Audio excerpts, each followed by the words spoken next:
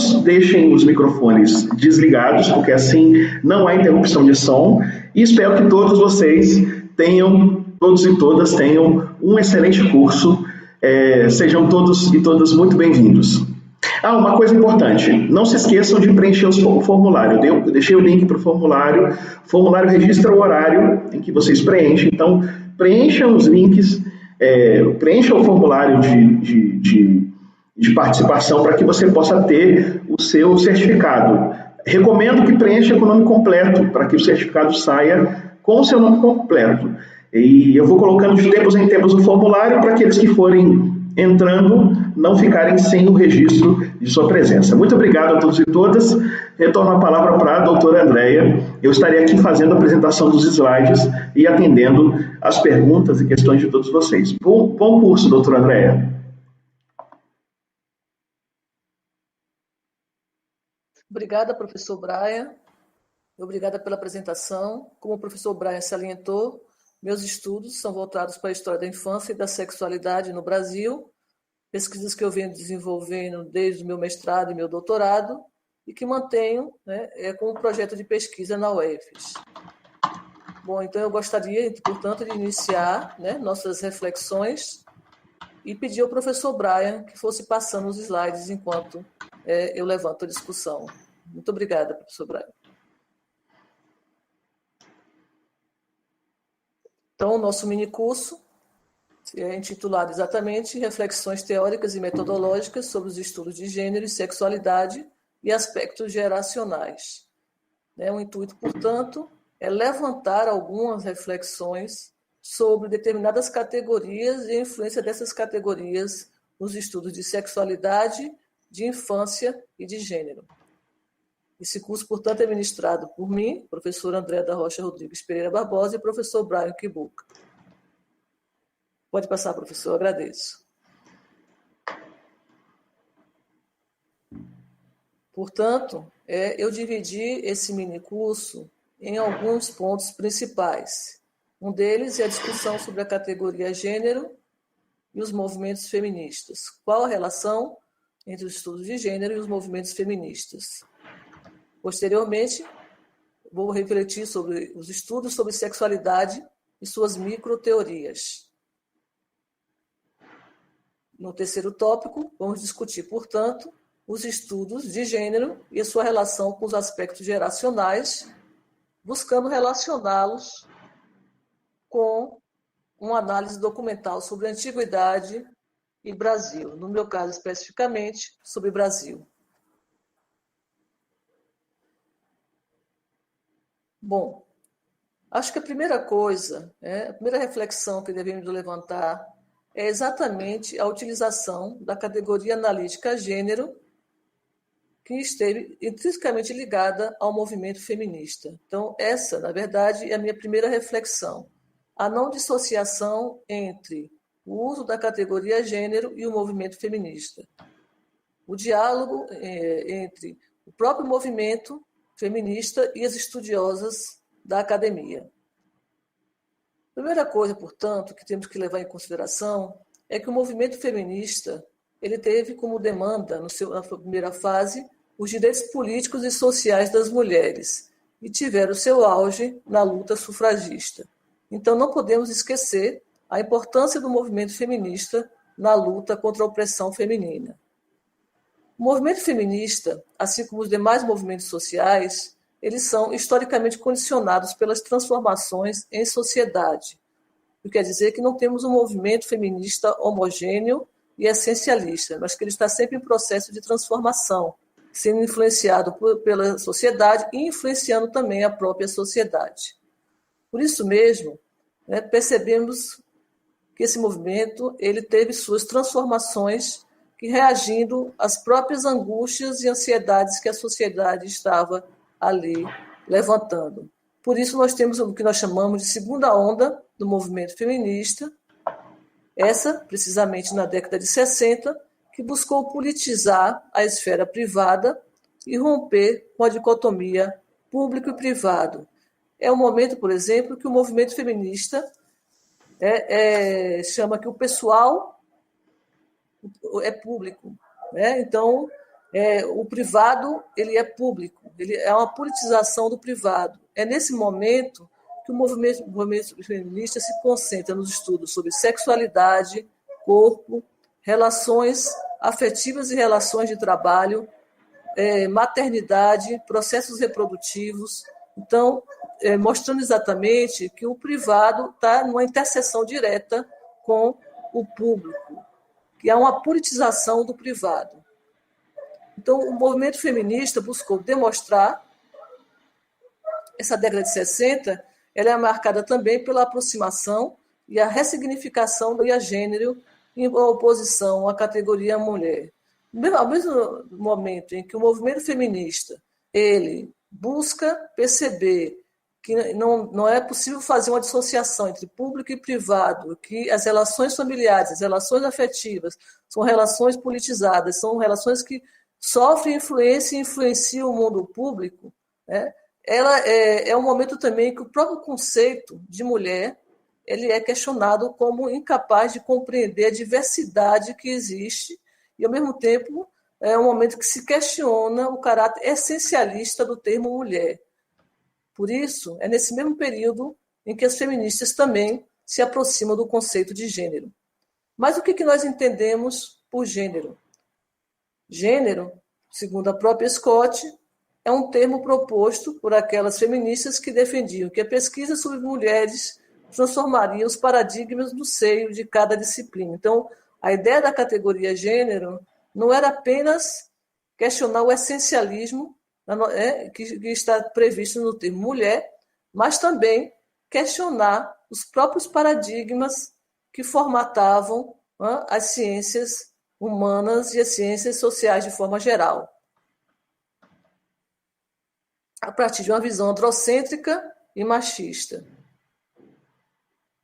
Então, o termo gênero ele passou a ser utilizado tanto pelas feministas como pelas cientistas sociais e historiadoras para designar as relações sociais entre os sexos, rejeitando as justificativas biológicas para os processos de subordinação feminina, questionando, portanto, qualquer teoria essencialista sobre as diferenças sexuais. Pode passar, professor. Por que é importante termos essa concepção, né, de gênero? Porque como o gênero funciona dentro das relações sociais humanas? De que forma podemos aplicar essa categoria analítica para entender as formas de opressão em nossa sociedade? Bom, são essas perguntas que vão motivar tanto o movimento feminista como os estudos acadêmicos a inserirem a reflexão de gênero em suas análises sobre os processos de subordinação, questionar o essencialismo, questionar a naturalização das diferenças entre homens e mulheres. Pode passar, professor. A partir, portanto, dessas reflexões de gênero, tanto o movimento feminista como os estudos acadêmicos se voltam para a compreensão das assimetrias presentes nos discursos e também nas práticas sobre o corpo e a sexualidade feminina. Aqui eu queria chamar a atenção nessa relação dialógica entre o movimento feminista e os estudos acadêmicos, e não uma reflexão dicotômica, como algumas pessoas sustentam. Há um processo de intervenção da própria luta feminista, do próprio movimento social, dentro dos estudos acadêmicos, como também uma influência dos estudos acadêmicos dentro do próprio movimento feminista. Então, não há uma separação onde um desenvolve uma reflexão levando para o outro. Então, levando em consideração, portanto, que os estudos de gênero são fundamentais para compreender os estudos sobre sexualidade, é necessário também que nós tenhamos a definição do que entendemos por sexualidade. Para isso, recorremos, portanto, ao filósofo Michel Foucault, que argumenta que o termo sexualidade surgiu nas sociedades ocidentais no início do século XIX, marcando a instalação de um conjunto de normas que se apoiavam em instituições religiosas, médicas, jurídicas, pedagógicas e também familiares, com o objetivo de prescrever condutas, deveres e prazeres em relação ao sexo e ao controle do corpo. Portanto, a sexualidade não são apenas as práticas sexuais, mas todos os mecanismos que são utilizados para o controle do corpo e do prazer dos indivíduos. Outra coisa que temos que levar em consideração é que os estudos sobre sexualidade, eles normalmente versam sobre esse binômio entre cultura e natureza. Né? Cultura desde uma perspectiva essencialista, natureza numa perspectiva essencialista e cultura enquanto uma produção do ser humano. Pode passar. Existindo, portanto, né, uma divisão dentro desse estudo sobre sexualidade que houvesse entre a perspectiva essencialista, ou seja, que a sexualidade ela é inerente ao ser humano, né, e, portanto, não muda, e as teorias construtivistas, que partem de uma perspectiva culturalista.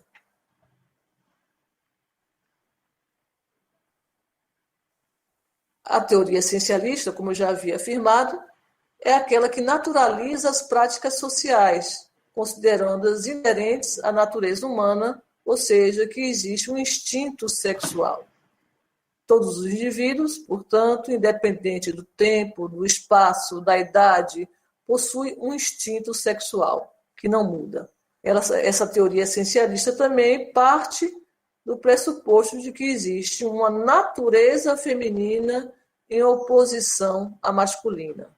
Então, existe uma forma de se posicionar em relação ao sexo que não muda, que é feminina, e outra forma de se posicionar em relação ao sexo, que é masculina e que também não mudaria. Já a teoria construtivista, ela se divide em duas correntes. Uma delas acredita que a sexualidade é universal e biologicamente determinada. O que quer dizer com isso? Que todos possuem o desejo de manter relações sexuais, que todos possuem a prática sexual. Então, ela é universal. O desejo de reprodução seria universal, né? Porém, apesar de ser universal, ela mudaria de acordo com a sociedade e de acordo com o tempo.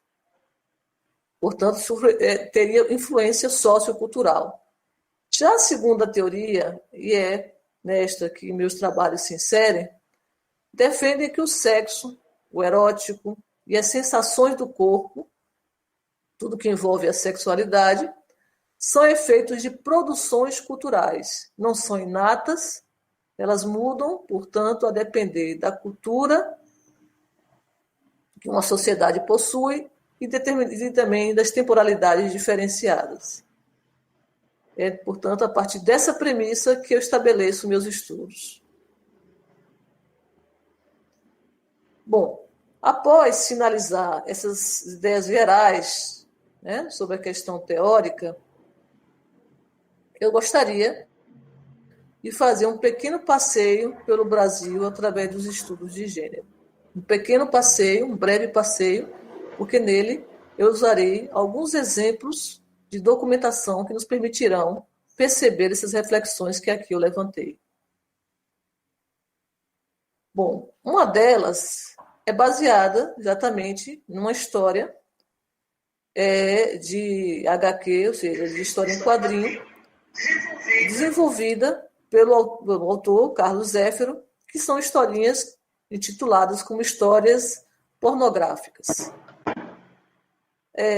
A partir de uma história chamada Lia, buscarei refletir sobre a erotização do corpo infantil, o processo de construção de erotização do corpo infantil, que, basicamente, na sociedade ocidental, ele se torna mais intenso na década de 50, com a intensificação do sistema capitalista no nosso país.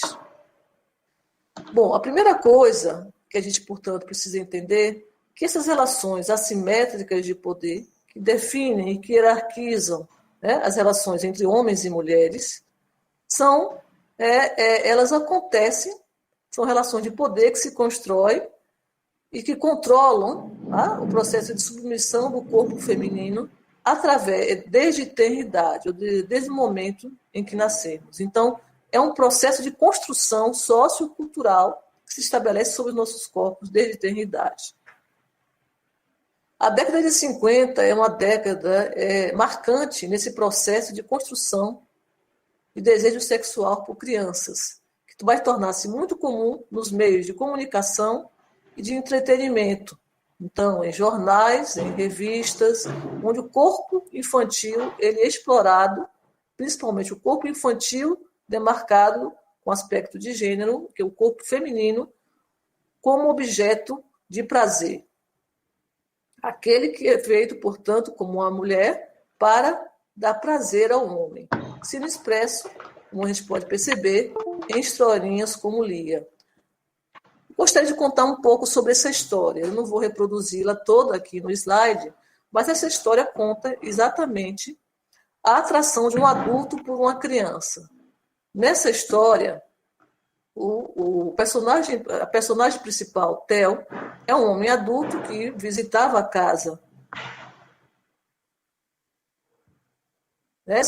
bem pequena, e ele logo do início ele demonstra se sentir encantado com aquela criança e naturaliza, por conta disso, uma afeição sexual por ela. Nessa história, a mãe da criança, ela não aparece na história, é citada poucas vezes, como se o objetivo da história fosse exatamente retirar a criança da estrutura familiar e colocá-la apenas enquanto um objeto sexual. Pode passar, professor. Pode passar.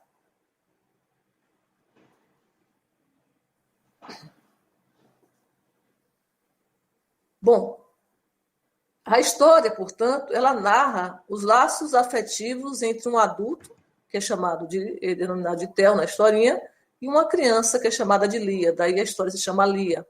Ela enfatiza o que nós chamamos de encantamento adulto sobre a infância. A capacidade de estabelecer um poder de opressão e de domínio sobre corpos que, além de serem femininos, são corpos frágeis por conta da sua própria idade. Então, é chamado encantamento adulto sobre a infância. Ela é duplamente dominada, por ser menina e por ser criança e não ter direito à voz. É o processo de erotização do corpo infantil. Então, quando a menina, o corpo infantil feminino, ele passa por um processo de erotização com o intuito, de torná-la objeto de prazer masculino. Pode passar.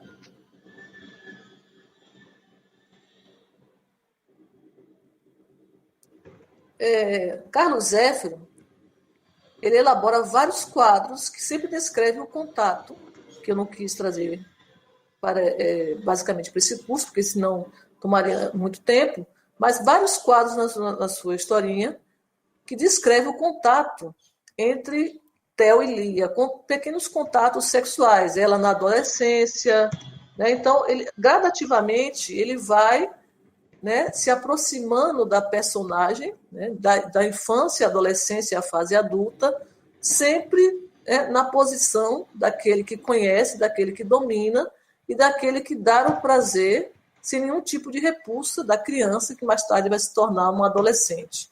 Então, do início ao fim da história, o personagem principal, que é Theo, manifesta seu desejo pela menina e que recebe esse desejo passivamente, porque ela aprende que o local dela não para obter prazer, ela é obrigada a dar prazer. Então, ela recebe passivamente como algo natural. Então, naturaliza esse tipo de atração, demonstrando um poder masculino sobre o poder feminino desde a eternidade. Aqui tem uma figura onde exatamente eu demonstro para vocês um exemplo no qual ele, logo quando ela é criança, ele diz: alguns dias depois fui à casa de Lia, ao brincar com ela verifiquei que estava sem as calcinhas. Nunca fui tarado, mas senti vontade de beijar aqueles pequeninos e gordos lábios. Então, é um momento em que ele já está naturalizando, ele diz, não é uma tara, é natural eu sentir-me atraído por ela. Então, através de imagens e falas, o autor naturaliza esse processo de atração, pela menina. Pode passar, professor.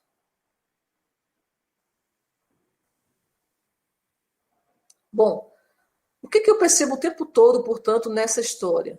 A passividade da personagem, que é Lia, que dentro desse processo, como perfeitamente compreensível dentro do universo simbólico de dominação masculina, no qual nós, mulheres, somos preparadas desde criança a aprender a se submeter às vontades e caprichos do homem. Então, na história, o que fica na história é que a mulher ela tem que aprender desde pequena a submeter às vontades e caprichos do homem. Só assim ela será feliz.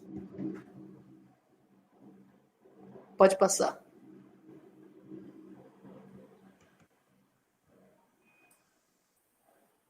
Bom, uma outra coisa que é perceptível nessa história é que a dominação sobre o corpo de Lia, a criança, se dá através de um processo amplo, portanto, que nós chamamos de dominação masculina. Como é que se dá essa dominação masculina? Não é apenas através do grito, da violência, mas através de vários mecanismos simbólicos que se estabelecem, onde a mulher ela aprende desde a eternidade como dar prazer para aquele outro, que é o homem. Pode passar, professor.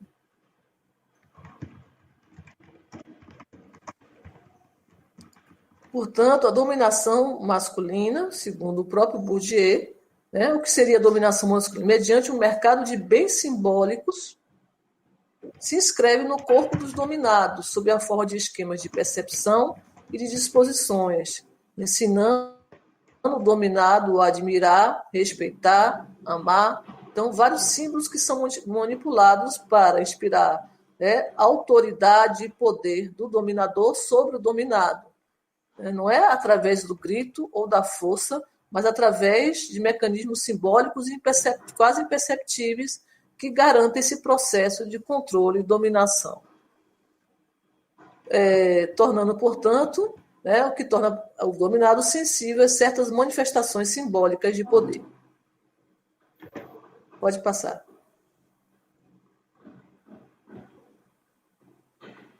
Aqui nessa história, a história de Lia, é exatamente aquele momento que eu falo, que em várias etapas o personagem principal ele exerce seu poder de controle, seu poder de dominação sobre a jovem.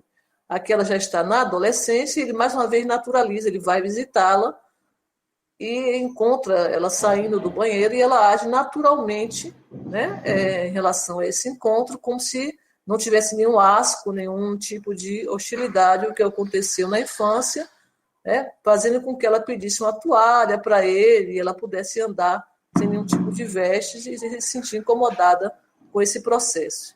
Então, mais uma vez, indicando a naturalização do desejo do adulto por uma criança. Nesse caso, mostrando que são diversas fases. É um prazer que foi sendo construído ao longo das diversas fases da vida de Lia. Pode passar, professor.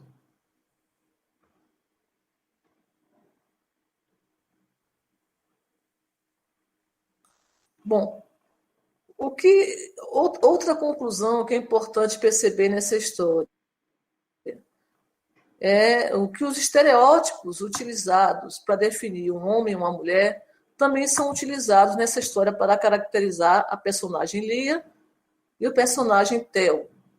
A todo momento na história, Theo é exemplo de virilidade, razão, força, enquanto Lia ela é sempre marcada pela ingenuidade e sedução. Na história, o tempo todo, Theo ensina Lia a ter prazer.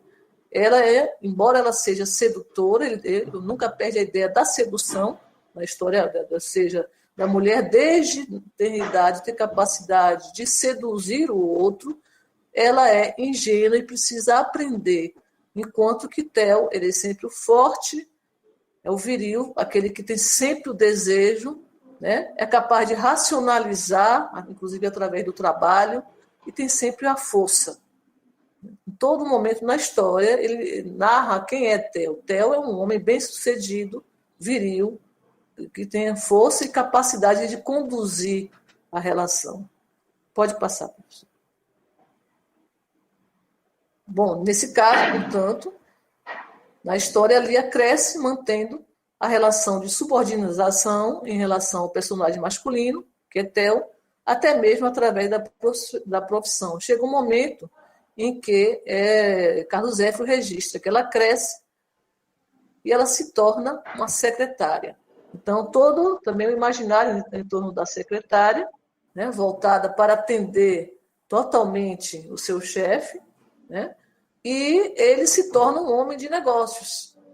Então, ele, numa posição acima dela, hierárquica, né, um empresário, e ela uma secretária. Já aí já mostra essa relação de subordinação, que ela tem que estar numa posição profissional abaixo da dele. Né? Na história, inclusive, ele a procura e oferece o emprego a ela para que ela se torne a sua secretária. Portanto, né, o desempenho, né, sexual de Theo também não é dissociado do seu sucesso na vida pública. Então, ele tem sucesso na vida sexual, na sua vida privada, porque ele também é um vencedor na sua vida pública, é um homem de sucesso na sua vida pública. Ele se afasta, né, na história da criança, mas sempre nunca perdeu o desejo por ela, a procura na adolescência, não consuma uma relação sexual com Lia, mas sempre mantendo a chama, o desejo, tanto da parte dele como da parte dela na história. E na fase adulta ele volta dizendo, agora eu posso ter você porque eu estou numa posição ainda mais de domínio, que eu sou seu chefe. Então, essa relação de dominação ela se consolida através da questão econômica. Aqui é justamente uma parte da história no qual ele retorna e diz para ela, lógico que dei emprego a Lia, não tocamos no passado, porém a presença dela me perturbava, principalmente seus seios compridos. Ele fala, Lia, ganhei 2 entradas para o teatro, quer ir comigo logo mais? E ela então responde, creio que posso ir, no entanto terei que falar com mamãe,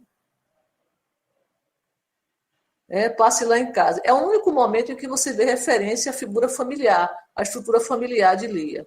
Né? Porque o tempo todo ele quer dissociar Lia de qualquer estrutura familiar de proteção. Né? Então, só em momentos muito raros, a família, a mãe é citada. Pode passar, professor.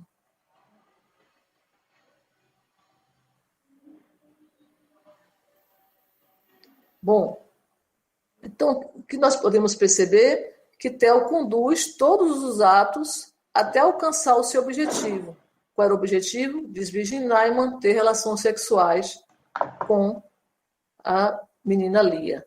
E durante toda a história que percebemos que ela aceita na história e agradece o prazer que o personagem Theo lhe proporciona. Então, ela só consegue se tornar uma mulher plena através do personagem masculino que a ensina desde criança como ser feliz e como ter prazer.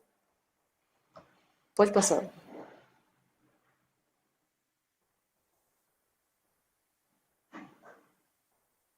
Portanto, em nenhum momento da história é passada a ideia de que Lia foi seduzida contra a vontade quando criança. O tempo todo ela aprende a amar e a ter prazer, aprende a conhecer o seu corpo através de Theo.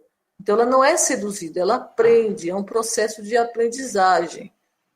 Então, em nenhum momento na história há algum tipo de reflexão que indique que ela teria sido seduzida por conta da sua falta de conhecimento, mas que ela está num processo de aprendizagem, onde ela aprende a ser uma mulher. E só pode aprender a ser uma mulher se ela conhecer, portanto, a sua sexualidade desde criança. Nesse ponto, só pode deixar aí um pouquinho, professor, chamar a atenção que, conhecendo ou não as ideias de Freud, o fato é que Carlos Zéfiro parte também da mesma premissa, de que a criança ela também tem sexualidade, ela tem desejos, ela tem prazer, né? Então, partindo da mesma premissa de Freud, Carlos Zéfiro constrói sua história de sedução do homem adulto sobre a criança. Por que não é algo condenável? Porque a criança também tem prazer, também tem desejos, também tem eroticidade. Então, ele parte do mesmo argumento de Freud para sustentar a relação, portanto, entre um homem adulto e uma criança. Pode passar.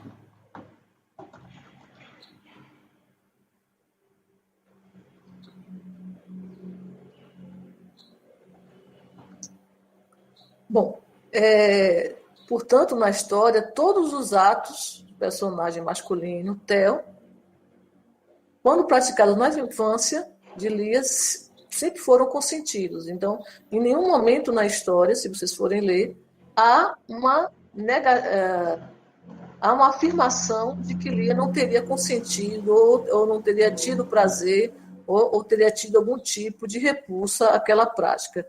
Do início ao fim da história, é sempre Lia consentindo. É algo que não é, portanto, ilegítimo, ilegal ou amoral, porque a criança tem prazer, tem desejo, tem eroticidade e ela consente nos atos. Né? Ela tem, portanto, o direito de consentir aquela relação.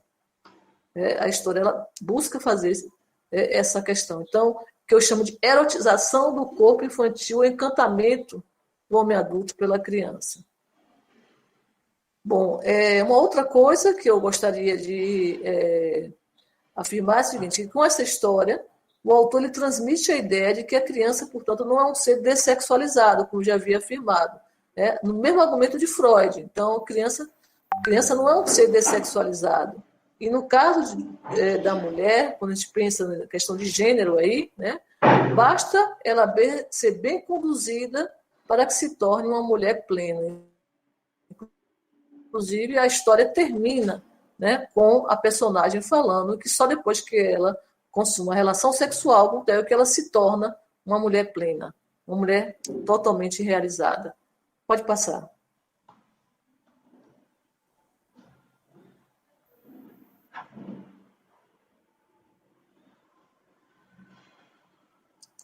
Bom, eu acho assim, que uma outra coisa que é importante enfatizar, né, nessa historinha que eu trouxe para vocês, é uma pequena amostragem, na verdade, de como talvez pensar essas questões de gênero, né, através de uma documentação, levando em consideração a questão racional. É que outro aspecto é que as histórias em quadrinhos de Zéfiro, todas, não apenas essa que envolve uma criança, né, enquadravam sempre a vida sexual dos seus personagens dentro de dois parâmetros, que é o parâmetro da monogamia e da heterossexualidade. Sempre, portanto, dentro do sistema de dominação masculina, porque o sistema de dominação masculina ele recorre, né, a esses dois parâmetros. Há uma família monogâmica, mas aí é a monogamia feminina, pensando na monogamia feminina, não masculina, e na heterossexualidade compulsória, né?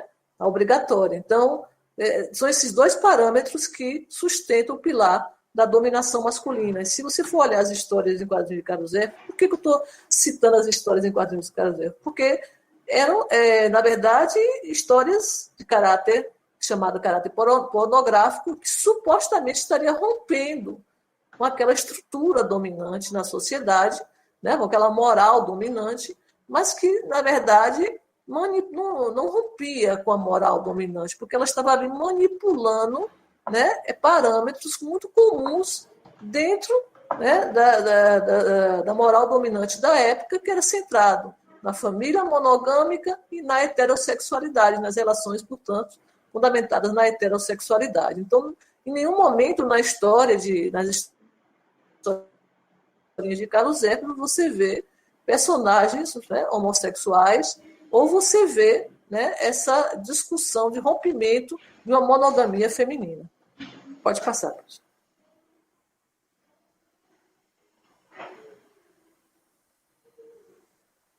Bom, para, na verdade, assim, finalizar, né, eu gostaria também de citar uma outra obra, e aí já agora na literatura, Primeiro, portanto, eu trabalhei com a história em quadrinho, né? E agora com a literatura, para pensarmos a questão do encantamento de adultos por crianças, né? Através do livro Lolita, de Vladimir Nabokov, né? Esse livro foi publicado por uma edição francesa em 1954, e nesse livro ele narra as desventuras, na verdade, de uma criança supostamente negligenciada pela mãe e órfã de pai, e que tem um despertar da sua sexualidade. Então, o livro Lolita também parte do mesmo pressuposto de Freud, né, de que toda criança ela possui uma sexualidade, então não nega o caráter, portanto, sexual da criança. Então, mas que essa sua sexualidade ela é despertada na infância e apropriada por um adulto devido a uma desestruturação familiar. Então, veja, é um livro também considerado, na época, de caráter pornográfico, por tratar exatamente desse encantamento de um adulto por uma criança. Mas ele parte também do mesmo pressuposto da importância da família monogâmica na sociedade, né? Então, o que leva, né, no caso Lolita, a ter uma relação não apropriada com um adulto? A desestruturação familiar, o fato dela ser negligenciada por sua mãe e, ao mesmo tempo, né, não ter um pai para poder direcioná-la nas suas experiências. Então, a sua sexualidade, que é natural uma criança ter, de acordo com a própria compreensão de Freud, no qual o autor reproduz, ela é, na verdade, estimulada de forma mais precoce e inapropriada, né, para a época, por um adulto, e até hoje, não só para a época, por conta da desestruturação familiar. Pode seguir, professor.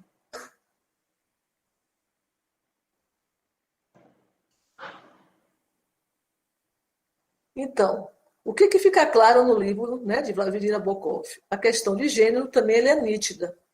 Assim como eu vi na História em Quadrinhos, né, de Carlos Zeffirelli, que tem sempre a personagem principal, uma personagem feminina, que é aquela que dá prazer ao homem, e o homem está sempre na posição daquele que tem a força, a virilidade, o domínio, o controle, a razão. Assim, ou seja, não rompendo, né, com toda a estrutura da dominação masculina, de hierarquização entre os gêneros, no qual a mulher é sempre, a ideia de feminina é sempre vista a partir de uma perspectiva de inferioridade, né, de irracionalidade, de fragilidade. Assim também no livro de Lolita, né? Há uma atração, né, do personagem adulto, era sempre uma criança do sexo feminino e rotulada pelo autor de ninfeta. Então, veja, por que eu estou chamando a atenção? Porque no livro ele também cita a atração de um adulto por um menino, mas nesse caso é de uma forma estereotipada, onde é tido como uma relação de homossexualidade, né? Não é, portanto, algo que se torna central, né? E o menino não é o menino que desperta. No caso, quando é um menino, né, no livro, não foi o menino que despertou o desejo do adulto, mas é o adulto que é um pervertido. É o adulto que é o homossexual e que é o pervertido. No caso de Lolita, né, no livro, Lolita é passada como uma menina com a sexualidade de fêmea fatal. Então, uma sexualidade exacerbada, né, exagerada, precoce e exagerada. Né? Então, essa não é qualquer criança, não é qualquer menina. A ninfeta, no livro de Lolita, é aquela que não é só definida pela idade. Então, ela não é só ninfeta porque ela é nova, mas porque ela tem uma natureza sedutora. Então, aquela capacidade de sedução, né, da mulher, de seduzir pelo sexo, de controlar o homem pelo sexo, é apresentado pela ninfeta, que tem, né, que é ela que provoca o desejo do homem.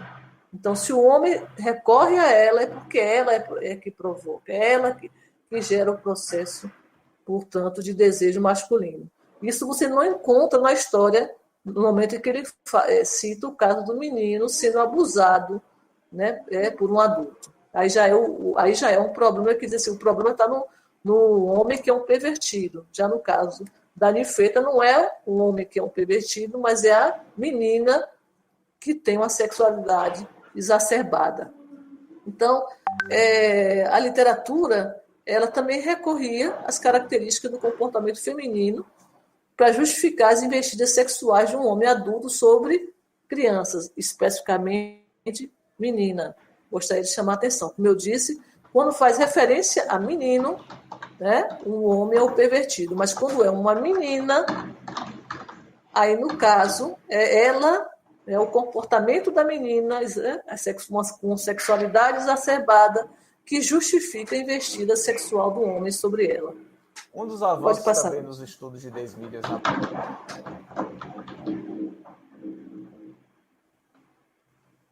Então, nós deixamos muito de lado as vivências. É como se nós tivéssemos ali gostaria, um de fazer pronto para que ele pudesse passar em alguma coisa, mas ele não vive o não podemos pensar, portanto, essas construções socioculturais das assimetrias de gênero apenas a partir da categoria de gênero, mas levarmos em consideração outras categorias de análise, como classe, raça e geração. Porque só levando em consideração essas categorias podemos